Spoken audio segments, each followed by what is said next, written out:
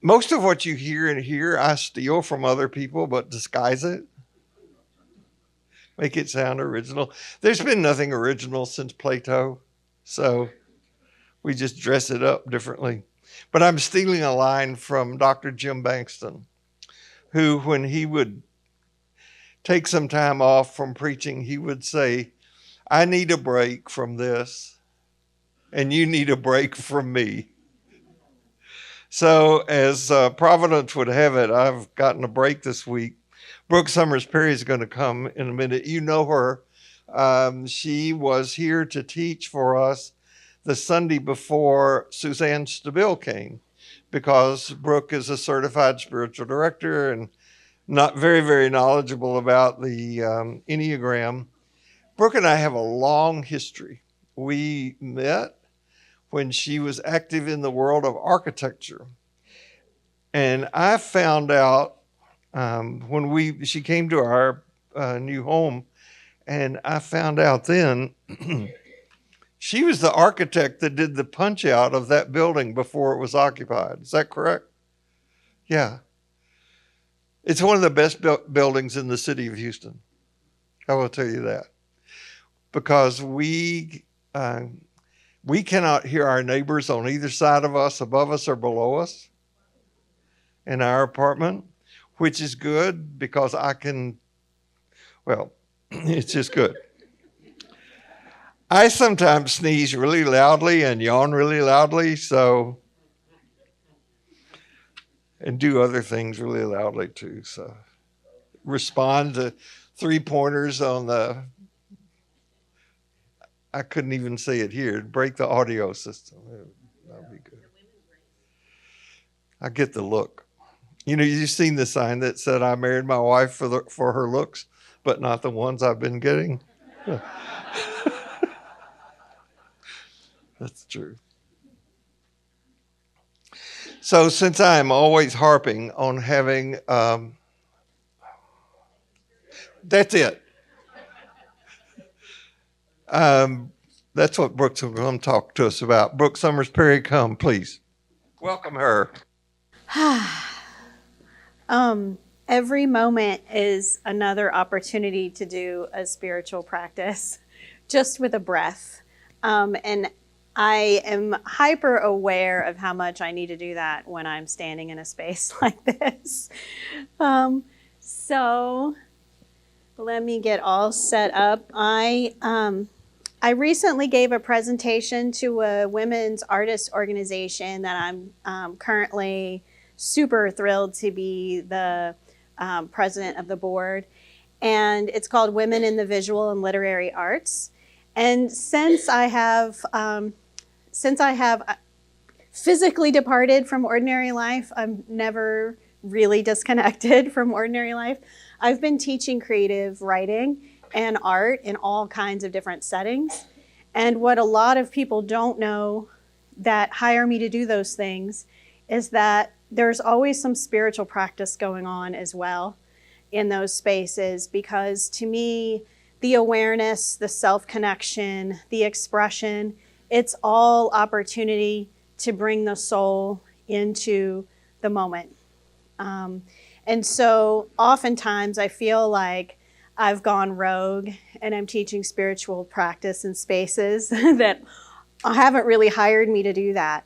But I hope that all of you all will get an opportunity to kind of experience that invitation today. So I handed out some book pages and pencils to some of you, but not all of you, because I didn't catch everybody in here. So we want to make sure everybody gets a book page and a pencil, because we're going to use that pretty early on.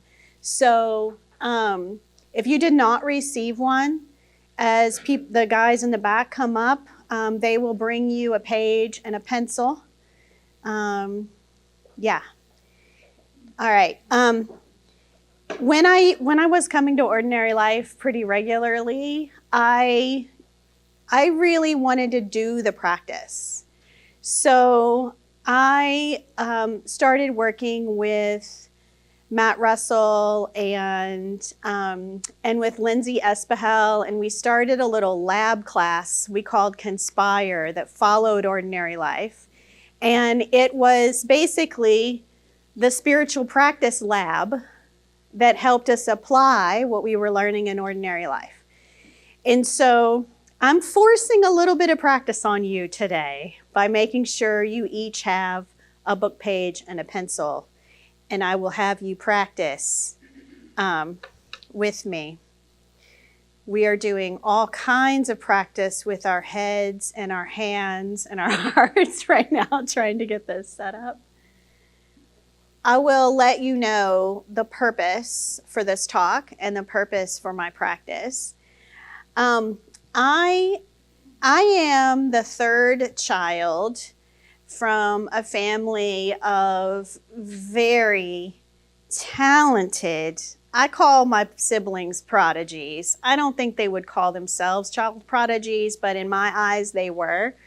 And I came in as the third child who was very sensitive to the energy in the room. And so I quickly became whatever I needed to be the peacemaker, to be, little Shirley Temple, whatever it takes to get kind of the energy in the room more peaceful and happy. And I basically feel like I was born into the role of being a people pleaser. So most of my life, I've been more attuned to everyone else in the room but me. And if you have done some of the Enneagram study, and you know what a type 6 is, type 6s really have a difficult time finding their own inner authority. And so as I've gotten older, I see everyone around me kind of maturing and living their own lives and seeing what matters to me. And I thought, I'm in my 50s. I really need to figure this out. I really need to start living my own life for me. And thanks to all of the influence of Bill Kerley, I know that it is my soul's purpose to be able to be truly me in this world. And even if it doesn't please everyone around me, to live out and to live with my fullest heart, and enjoy life more fully. So I'm going to pull you into a practice. This does not have to do with the page that you have. This is just a little warm-up. I don't know if you're familiar with John O'Donohue and his books of blessings and poetry. He is amazing. And I call on this book often, whether it's to use it with labyrinth walks, to do it with my own study, but I highly recommend this book and using it however it suits you. But this is a little blessing that I pulled out to get us focused today. And what I want you to do is really pay attention to each word.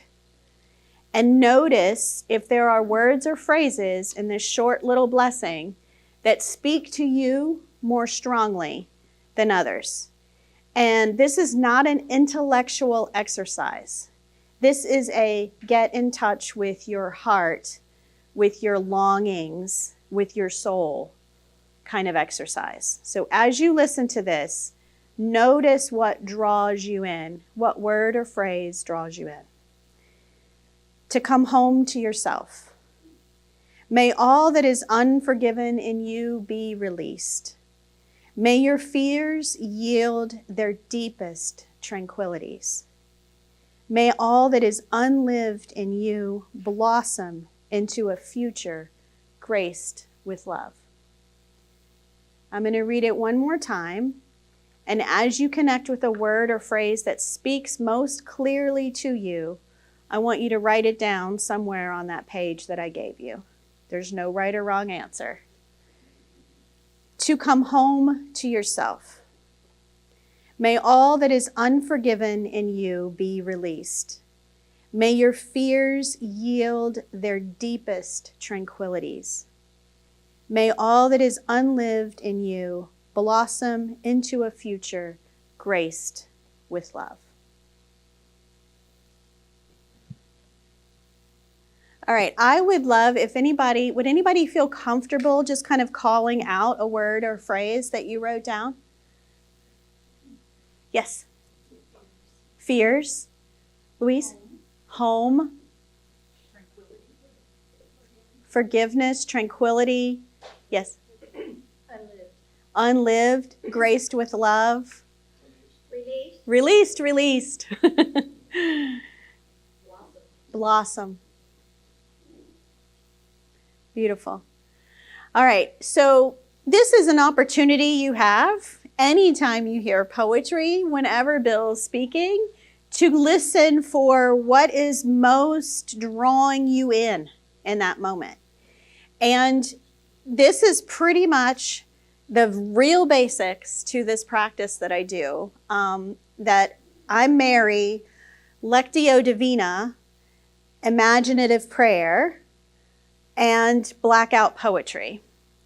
So what that means is when I was going to the Cynical Retreat House and doing my 3-year program to become a spiritual director, I learned a lot of different spiritual practices. At the same time, I was starting to do watercolor and paint for the first time in 20 years. I hadn't done it since I was a teenager. And I got in this real meditative state on retreat there, and started kind of almost doing centering prayer, but with my watercolors. So I just got lost in the way the paints were mixing on the page and flowing around. And I got in this space of way more questions than answers. And to me, that's pretty much when I know that I am following the breadcrumbs from my head to my heart, when I can stop trying to be so smart and just be and notice and be curious. And so this practice that I've been doing for the last 5 years is really about that same thing, but with words. So it gets even trickier for me. Especially when I'm surrounded by poets and writers. I hang out with a lot of really wonderful writers. And it's really a temptation to try to be very intellectual and academic with your writing when you're surrounded by writing geniuses. But for me, this is truly a spiritual practice. All right, so as I mentioned, my purpose was really to attune to my own longings, my feelings, and my authentic curiosities. As I mentioned, being a people pleaser, that can make you quite the shapeshifter. It makes finding yourself a very elusive game. So really, this practice is helping me shift from being a project manager in architecture, which we kind of have this joke at home. My husband is also in architecture. We met in architecture school, and he runs big campus jobs and multiple building projects. It's very intense. And we have this kind of joke at home that we can really slip into business. Like, that's everything, right? But we have to make light of it because the bigger picture is so much more than that. So I looked for a practice that was more creative, that got me out of my head and into my heart, so that I could shed that layer of project managing my own life. Like, let's hit the check boxes, and am I really happy? And like, that's literally how I was operating before I got creativity back into my life. So there's this project manager, people pleaser, and then also when I was growing up, I had a really interesting foundation with spirituality in that my parents were hippies. My dad raced motorcycles. That's the motorcycle track on Sunday morning was where we were, not church, except for holidays, when we went to either grandparents' Baptist churches, Southern Baptist churches, And I was too shy. I wouldn't go to children's church.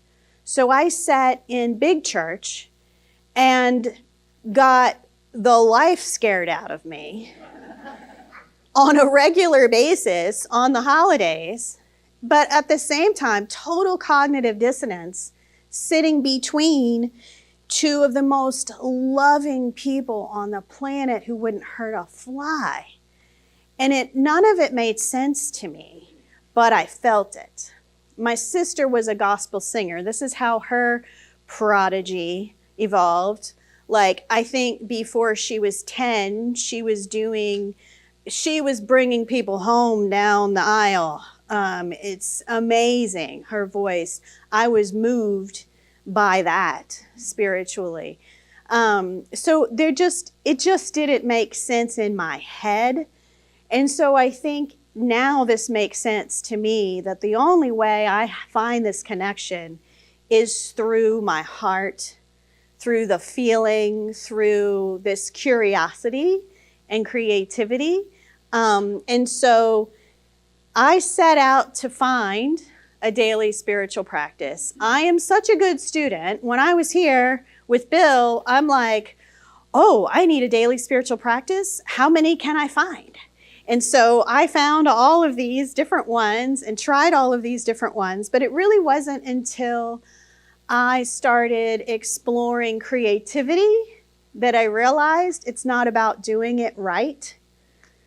It's not about, is this more spectacular than another daily spiritual practice? Am I super academic and intellectual because I'm drawn to this one? Like, there's so many different ways we can bypass our work. And for me, it's being smart enough that was getting me off track.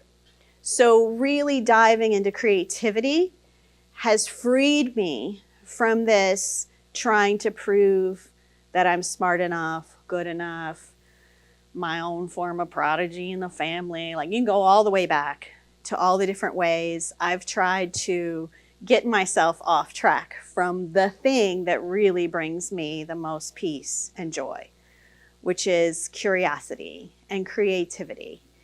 And so that's why I wanted to share with you today. I thought it was really cool that someone had asked Bill about how do you find your true self, because this is truly the purpose of why I do this practice. I want to be connected and authentic to my true self everywhere I go. And I know that it is when I show up with my big heart that matters in the world. And this practice that I'm sharing with you today also is a wonderful tool for me to use when I show up with kids in my practice on a regular basis. I am currently a gig teacher. I am living on the gig economy. I work for Writers in the Schools, which is an amazing organization that helps students get connected with creative writing in playful ways with creative writers who go into the schools or go into libraries or go into hospitals and do creative writing in a way that allows them to express themselves and really kind of get hooked on creative writing and storytelling and reading. Many of us writers have very different backgrounds. There are people who are in theater, there are people who are in music, and more traditional writing paths. I'm telling you this because my favorite gig that I have is that I go to a cancer hospital and I work with pediatric cancer patients one-on-one. And we do creative writing. And again, it's very much feels like a spiritual practice to me because it's all about the questions. It's all about the desire to connect. It's all about being with someone in the reality of whatever it is they're going through. And so what I discovered is that this process that I use of kind of what we did with the poem, where there's a text, there's an invitation to connect with something in the text at a deeper level, right? And then you can create a new message or meaning out of that that gives you an insight or gives you some calm or peace, right? So that's where it's like Lectio Divina, which is studying a sacred text, connecting with it at a heart level, and pulling from it a meaning or a message, an insight for yourself. So I did a very mini version of that with you with this poem. And we're going to do a bigger version of that with the page that I gave you. So I feel like, I know I've used this with students as young as 6 years old, and I've used it in Conspire with people as old as 92. And it always somehow surprises me that it works with helping people connect to themselves. So raise your hand if you're ready to try this with your page. Awesome, that's enough for me. Enough yeses for me. Okay, so here are the rules. Hear me clearly. Do not read the page for context. You will be unlearning right now everything you learned in school about reading comprehension. I don't want you to try to connect with what the author wants you to get out of this page. I want you to connect with the words and phrases that have some kind of draw or longing for you. So you can scan the page and look for words and phrases, underline the ones that have a deeper meaning for you. The first time you do this, it may be very hard. You may want to underline every word and every phrase. I pulled this from like the best book on the planet, in my opinion, Braiding Sweetgrass. So there's no way to do this wrong. But I really want you to try to refine it to maybe 6 words or phrases on the page. Now, I have done this with other people who are very much in their head, like me, and they came up with a trick that I think works really well. If you are way too good at reading comprehension and you can't help it, you're going to follow along. Read from the bottom up. Read from the left to the right. Whatever you need to do to shake it up to only really focus on words and phrases. Okay? I'm going to give you 5 minutes. It might not take that long. But just like look up and make eye contact and nod at me when you're finished, and I'll kind of get a read on when everybody's done. You all have different pages. Yep.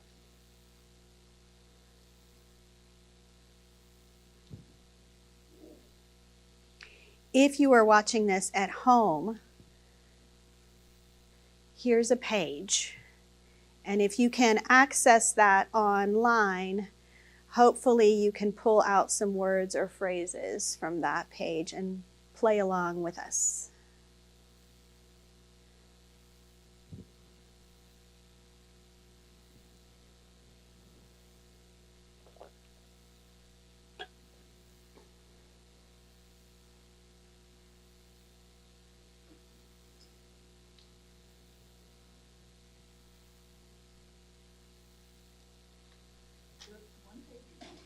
Just pick one side of the page. Mm-hmm. For those of you who have looked at me and nodded, look back down and read what you've circled or underlined and see if there's an insight or a meaning, something special for you coming from those words. And I'm going to give us like 30 more seconds. I feel like my subtitle is She Who Holds Uncomfortable Silence Far Too Long. But that's usually where the insight or the inspiration comes, on the other side of all that awkward silence. So I'll hold it.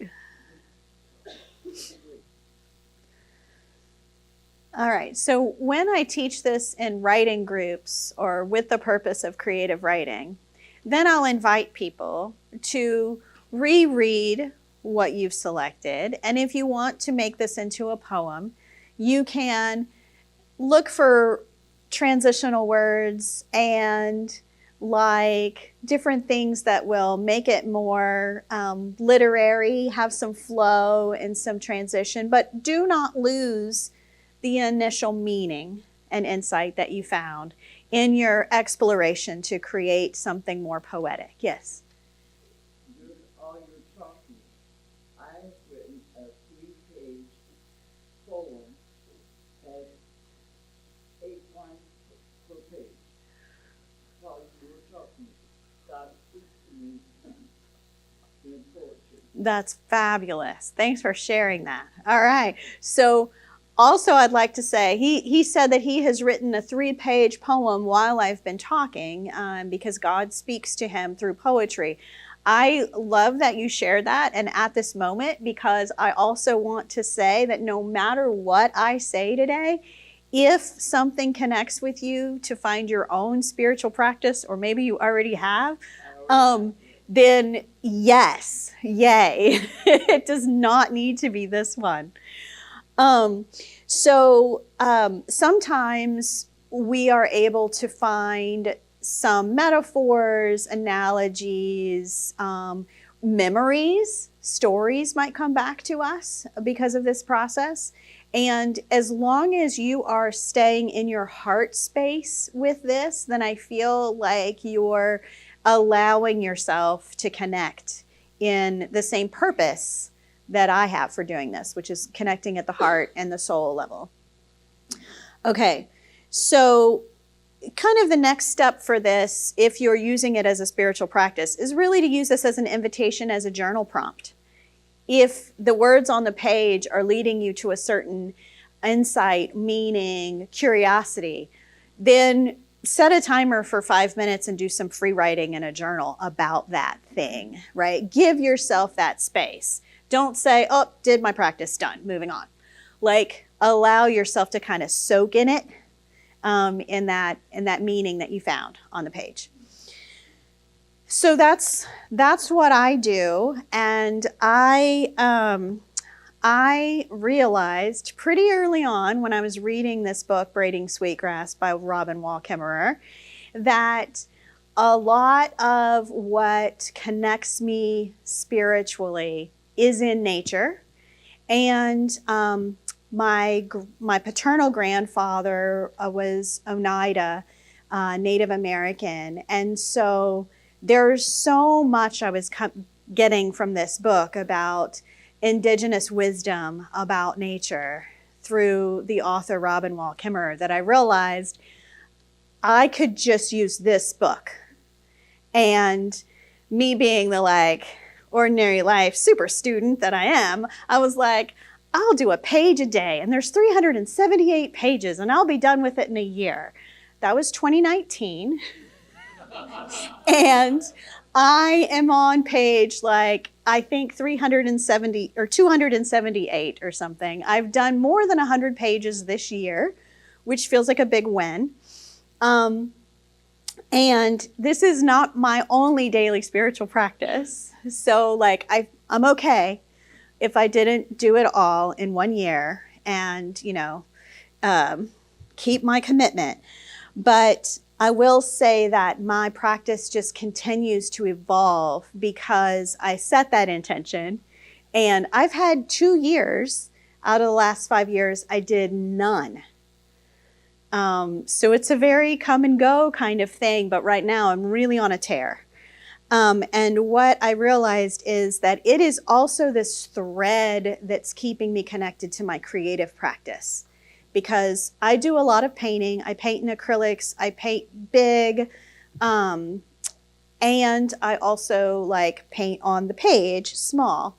And so I found that I'm experimenting with a lot of different materials because I have this practice now that is a little page that I can play with, that I don't have to think. I paid $100 for this canvas. I have to sell it. So then I start going into people pleasing, right? That kind of stuff can take me away, where the page is I paid what for this book? $10, how much is this page? 10 cents, I can experiment. So I want to show you some of the products now. And one other book that I am working on blacking out besides braiding sweetgrass, and that is the Bible. So this felt like a real rogue move for me. And one, I think the little girl in the pulpit that had all the fire and brimstone coming at her really needed to do.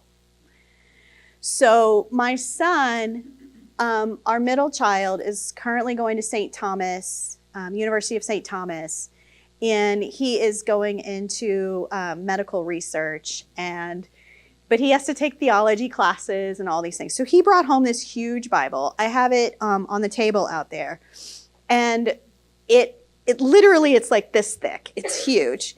And I was like, ooh, I could really do some art in there. So I started with the first page of Genesis. And what I ended up doing is using the Lectio Divina, just like you all did with a page, scanning the words and circling the ones that had the most heart connection for me, and then reading them. So let me tell you, Southern Baptists, I haven't attended a Southern Baptist church in, 30 years, maybe just for a funeral or two. But in general, it's been a really long time. But I will tell you, in Kentucky, Southern Baptist coming up, the whole women power, does not compute. It just didn't compute. So it has been very liberating for me to go through these pages and rewrite it, if you will, for myself.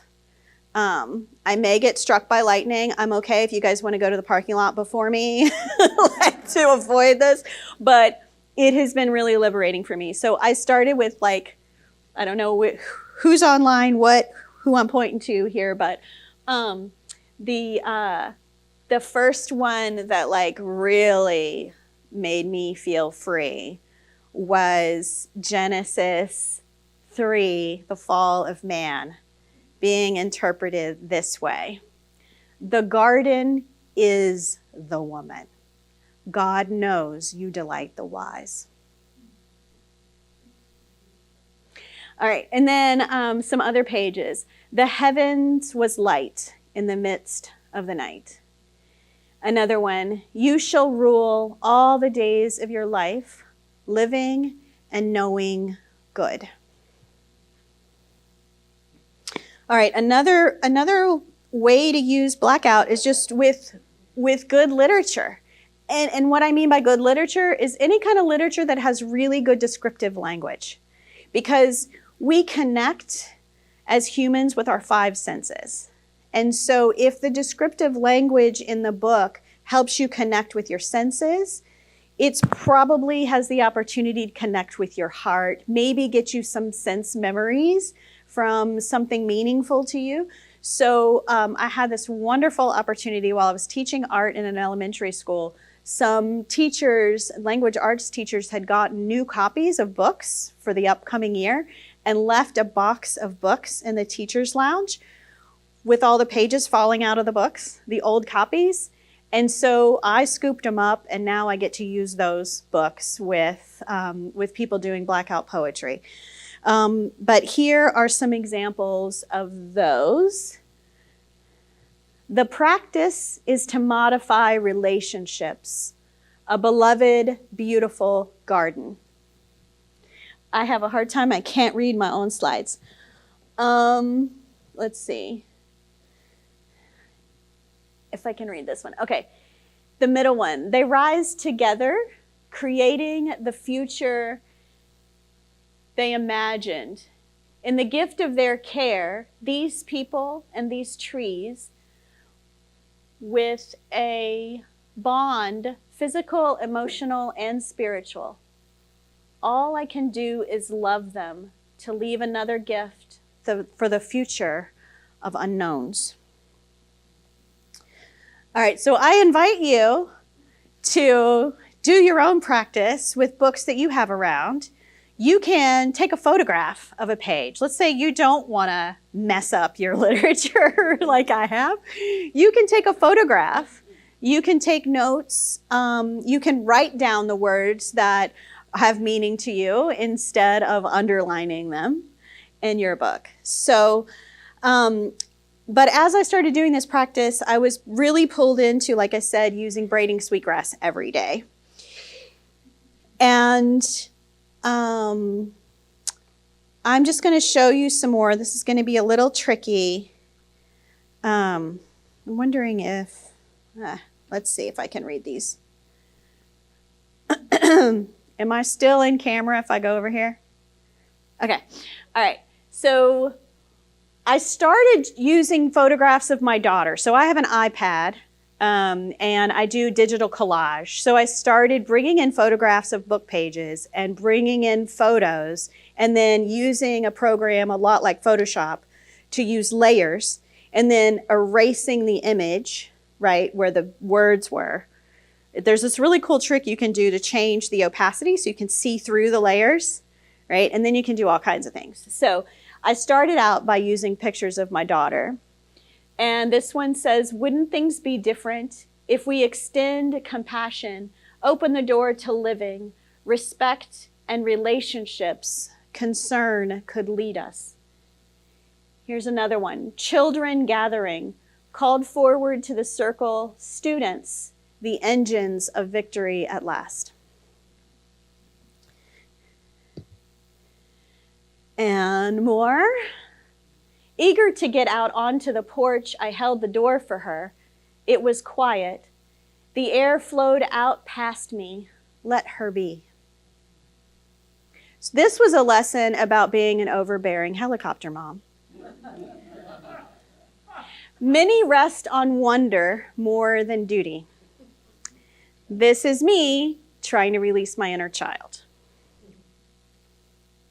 I started collaging images from the 100 acres I grew up on with the pages. And it made sense. Braiding sweetgrass is all about reverence for nature. So allegiance to gratitude, dawn reflection, walk the pasture soaked in dew, a debt of gratitude. The next one, I search the understory across the valley. Vibrant green nurtures hope. This picture is just a plant that's rooting in our kitchen right now. I delight in the earth, the natural world, where constant awareness in spirit, our responsibility in our hands. Then I got real cute with my iPad and learning all these tools where you can like draw with light and stuff. And so I had a lot of fun doing collages with just the tools in this program. This first one is a celebration of healing circles. I have had the great opportunity to be in a lot of healing circles with a lot of people across the planet. And so this one's a celebration of that. Where gathered minds meet, listening takes effort. Cherish the experience.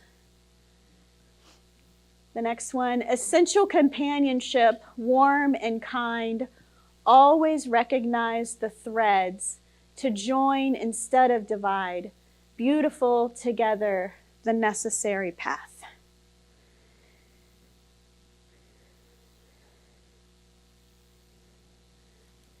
You can see why I didn't want to give up on the slideshow. These are such a visual presentation. All right. We are midwives to gifts. Embody the whole. Emerge together. All gifts are multiplied in relationship. I join the indigenous, a different story. Subtle sounds, delicately attuned, does not divide the world from the one with which all are aligned and alive. You can see the ordinary life influence, right? in my message, like I'm really searching for this assurance as my daily practice. It's given me so much resolve in the work that I do to kind of start with this kind of message foundation. And that's one of the reasons why I felt so compelled to come and share this with you, because a lot of times people will ask me, how are you able to work with children in the hospital? And I've lost many patients over the years, and it surprises me that I'm capable of doing this work. But I think this practice is what allows me to do it, and the practice also allows me connection with the students as well. I don't know if you've heard the term a third object. Some of you might know that from the world of psychology and therapy.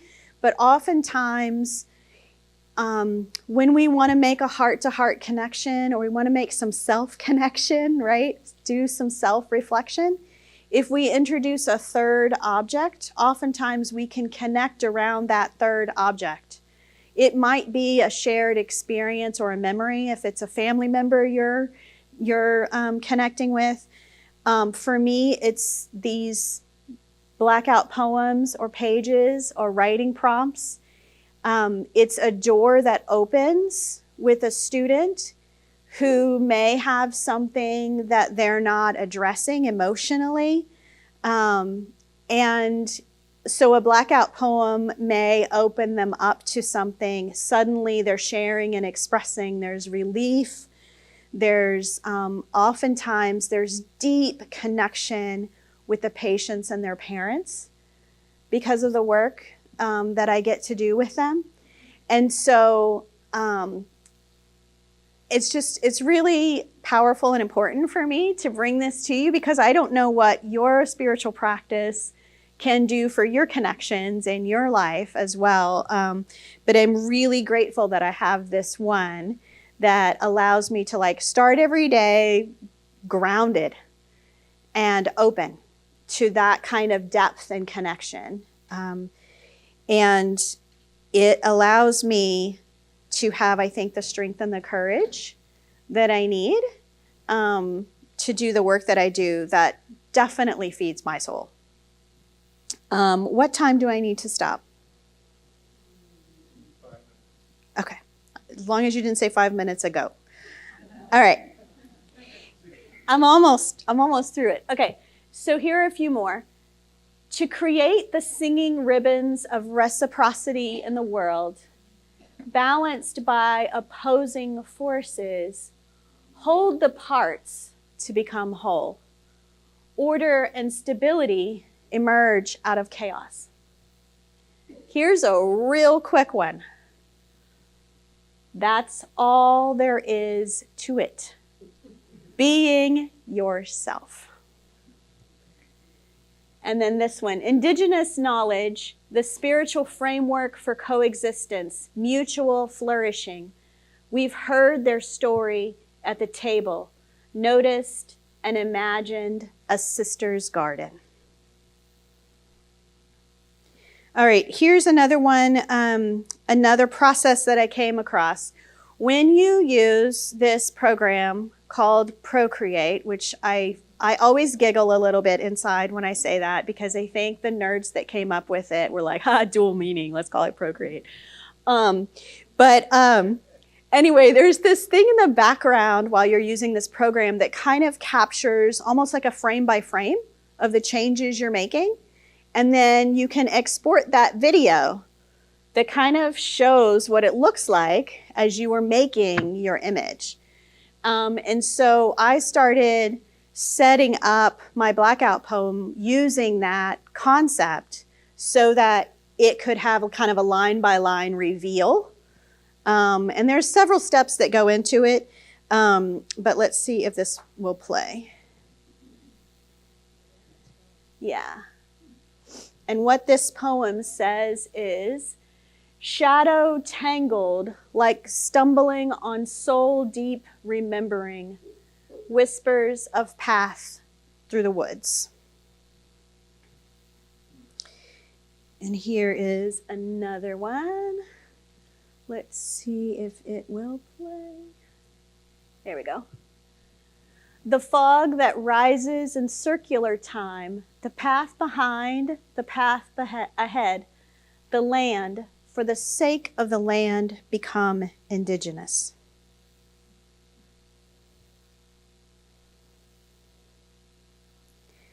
And the next.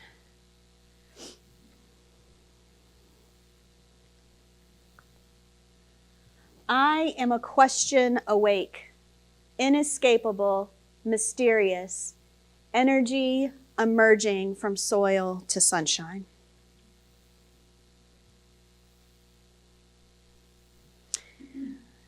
And then this is the last slide. So, and it's just kind of a celebration of like one of my greatest joys, even more than making these blackout poems and the art that go with it, is facilitating it with others and teaching other people how to use this and other spiritual practices and creative practices. So some of you have heard me say in here before that after I left the Hines Center for Spirituality and Prayer in 2017, I started teaching with writers in the schools, and my son started tapping me on the shoulder and saying, "Mom, you know all that stuff you teach, the conspire stuff, all those practices." In 2018, he said, when he started college at U of H, he was like, "Mom, all these people on the college campus, tell me why they don't know how to do your practices. Like, why doesn't anybody know conflict resolution or nonviolent communication or all these things that you teach?" And he said, like, "The only way to connect with people here is to get drunk, and I don't want to do that." And so basically he was like, people my age are not going to learn what you're teaching with your lame PDFs.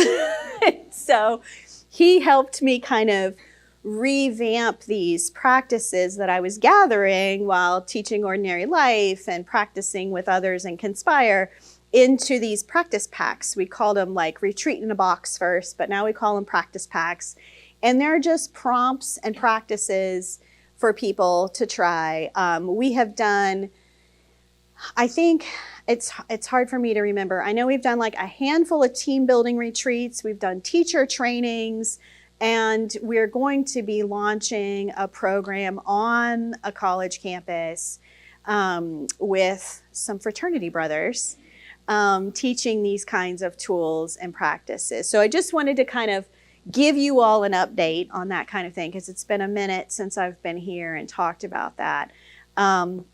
We're a very slow growing community, and we really only get in spaces by word of mouth. So it's important for me to say these things in public, otherwise we won't get in as many spaces. So, yes, Maritza. September 14th is a Saturday. Yes. So but it says Sunday. So Oh, don't get confused. yeah. Come there and then come here. That is a big mistake. It should say Saturday. Saturday, September 14th at the Jung Center from 10 to 12. I will be teaching a workshop on this. Yep. And I want to let people know that all the slides that are here are will be on the Ordinary Life website on Tuesday. And further, you can go, as I did this week, to the We Practice website, wepractice.com. We Practice Life. wepracticelife.com. Mm-hmm. That's a really good website. My son was taking marketing and communications at U of H, so he builds websites. Well, it's really, really good. Thank And you. what's more important about the website for me is that the various practice packs that you have created are available. If people want to get them from there, they can do that, or talk to you or whatever. I have samples of the pages. Please don't take them, but I have samples of the pages, the artwork, original artwork on the table out there. I also have the practice packs if you want to kind of look at that stuff too. So I'm so grateful for you for doing this, because a spiritual practice is that which we enter into with our whole heart. Doesn't say what it is, but whatever it is that offers the least resistance to our experiencing being overtaken by the kind of stuff that you're talking. I was amazed about the words I circled. It was amazing. I made a poem. I'm not a poet. That's awesome. And what I want to do, like when we do workshops with stuff like this, is to give people time to put their pages up on a wall in a gallery, right? Like, how cool would it be for you all to read each other's words that you pulled? It's amazing. It's a community experience. Yeah. Yeah. I'm so grateful for you. Thank you. Yeah. Thanks for Thank having you. me. So no matter where you go this week, no matter what happens, remember this, you carry precious cargoes, so watch your step, and I'll see you here next week.